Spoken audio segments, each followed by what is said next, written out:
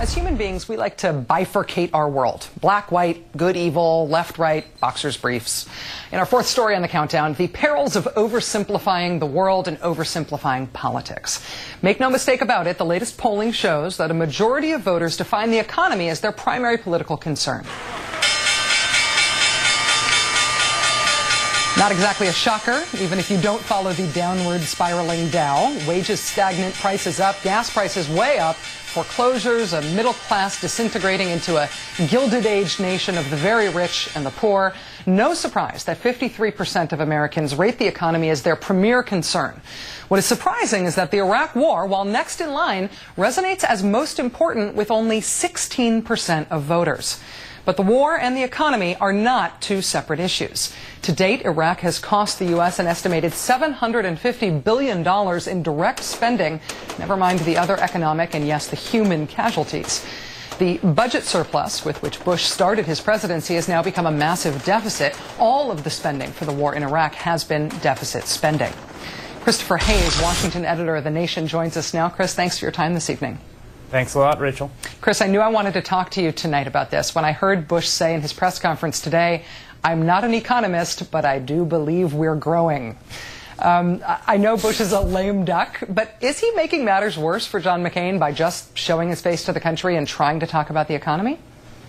Yes, is the short answer. I mean, traditionally, and I think what has held true for probably the last few decades is that people tend to trust Republicans more on national security and Democrats more on economic issues. Now, the national security edge has been eroded by the disaster in Iraq, and now is much closer to even. But the edge in the economy remains, and so I think if the McCain campaign had their druthers, every single day would be dominated by discussions about Al Qaeda, Afghanistan, and Iraq. Even though McCain supported the failed policies in Iraq, they still want to talk about that because on the economy they really don't have a whole heck of a lot to say. Even given that broad context, on which I think you're right, Barack Obama gave his major address on Iraq today. He keeps going back and back and back again to the national security well. He obviously thinks he's got a strong hand to play on the issue of the war and national security generally.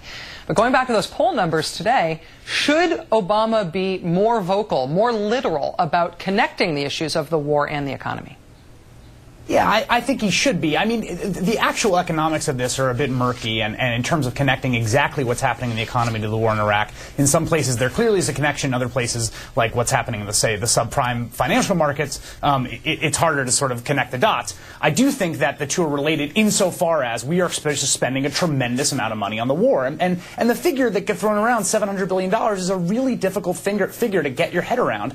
Joseph Stiglitz, a Nobel Prize-winning economist, ran an analysis, and he says by the end of this war, God knows when that's going to happen, we might be end up at 1.5 trillion, 1.2 trillion, somewhere in that neighborhood. And that's a tremendous amount of money. And I think if you talk about what you could do with that money, that's a way of sort of connecting the two that might kind of resonate more strongly. Obama certainly talking about the opportunity cost in terms of security with having gone to Iraq, the opportunity cost of not chasing al-Qaeda, of taking our eye off the ball with al-Qaeda. Certainly the economic side of that is what we could have spent those hundreds of billions of dollars in Iraq on. John McCain today articulated, and I think for the first time, recently at least, his strategy on Afghanistan. He said his plan for Afghanistan is to copy the awesome plan we had for Iraq. He also said last week that his deficit reduction plan is to win Iraq and Afghanistan in his first term, never mind the whole 100 years thing. How do you think that John McCain is doing, connecting the issues of the war and the economy? Well, I just want to say that the thing that they put out in there when they were talking about how they're going to balance the budget, in which they put this massive amount of money that was going to come from, quote, winning the war, was, I think, one of the most comical moments of the whole campaign. I mean, this is like saying, like, sometime around my second term they're going to find a cure for cancer, right? And we're going to save a lot of money in healthcare when that happens. Also, I'll find a big pot of gold somewhere in the White House. No, that's exactly what it was. I mean, more or less, the notion that somehow there's going to be some peace dividend that he's going to reap when they win. Look, he's saying we're going to be there for decades. So that's going to cost a lot of money. It costs a lot of money to station troops, even if we don't have 150,000, which we're not going to be able to have because we can't sustain it. We're going to have some massive presence under McCain's plan, and that's going to be very, very expensive. So, he's connected it fictitiously, but the fact of the matter is his central plank on the economy, which is quote-unquote fiscal discipline, is in direct contradiction with his central plank on national security, which is lots of wars in lots of different places. There's going to be more wars, my friends. There's going to be more wars.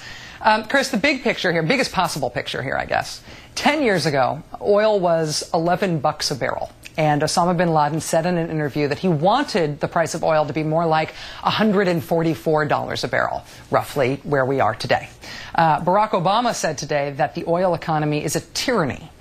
Is Obama making any more progress than other Democrats have in the past at making how much oil we use into a national security issue? Democrats have tried to do this for a while. Is Obama being any more successful at it?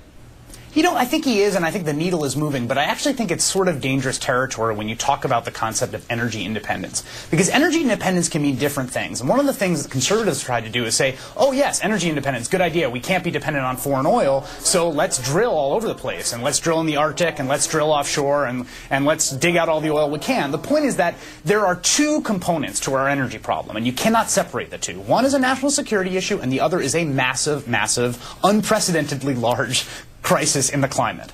And so you need to connect those two when you're thinking about solutions. And so I'm a little frustrated sometimes with the discourse that emerges around energy independence because it is so readily hijacked to support policies that are going to be the worst possible policies for the climate change crisis that we face. Chris Hayes, Washington editor of The Nation, thank you for joining us tonight. Thank you, Rachel.